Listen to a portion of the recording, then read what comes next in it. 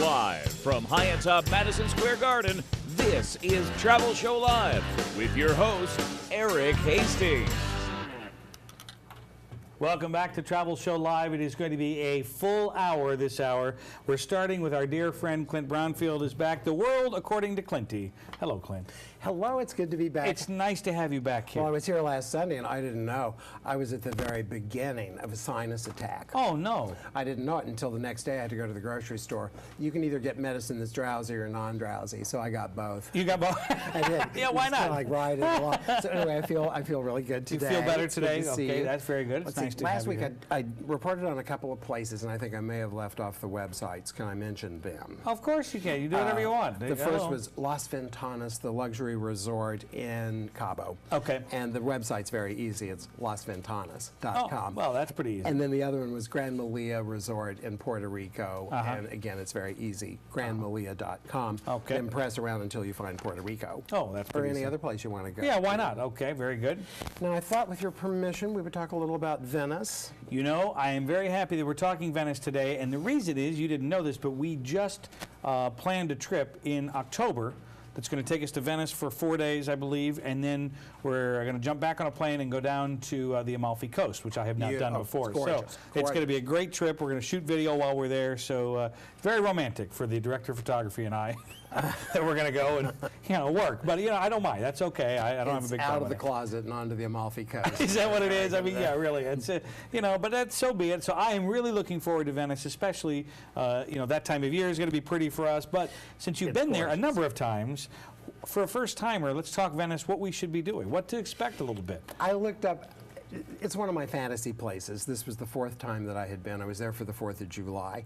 We drank Prosecco. Well, sure. I love Prosecco. We drank lots of Prosecco. My wife and I love Prosecco, yeah. The last time I was there was about 9 years ago. I took the Orient Express from Venice to London, so that's pretty romantic. Yeah. It's gorgeous.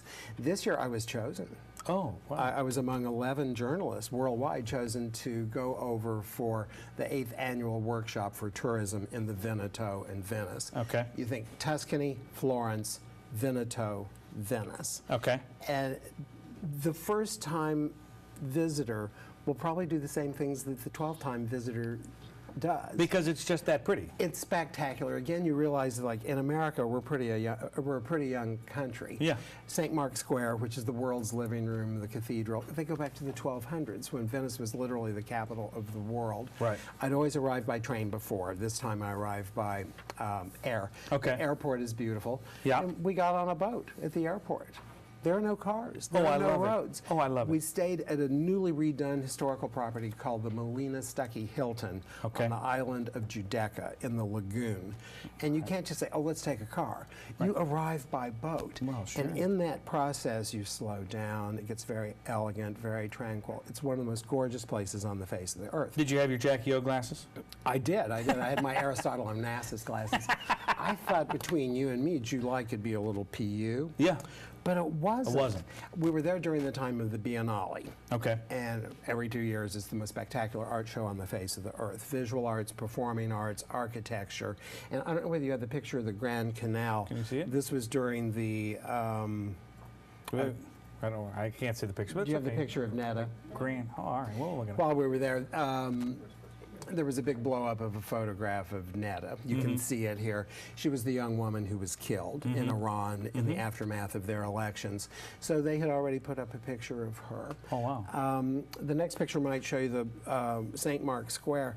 Sometimes when I've been there before, there were a lot of people. Like, you couldn't stir them with a stick. Right. Fortunately for us now, the crowds are very controllable. This is St. Mark's Square. Last month, there were people there, but not too many.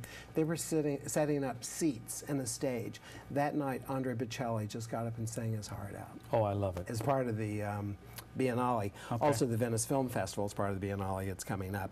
Then we went out to the Veneto, the area in northeast Italy that is the home of Andre Palladio, the 1500s, 16th century architect. that changed architecture forever. Ennio Jones studied him, took it back to England, and that became Georgian architecture.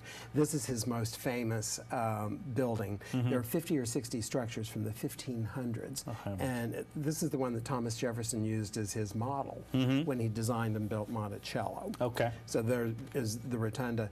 There are 50 or 60 of them. You can get something called the Palladio card for 10 euros, and you get admission free between now and October to a number of the villas. Some of them are art galleries, some of them are restaurants, some of them you can stay in, but it's wonderful. This is also the region for polenta and risotto. Oh. Wonderful wines. One grape is called Torquemada, which I thought would be a good name for your baby. Yeah, Torquemada. Torquemada Hastings. Come on, don't Sure.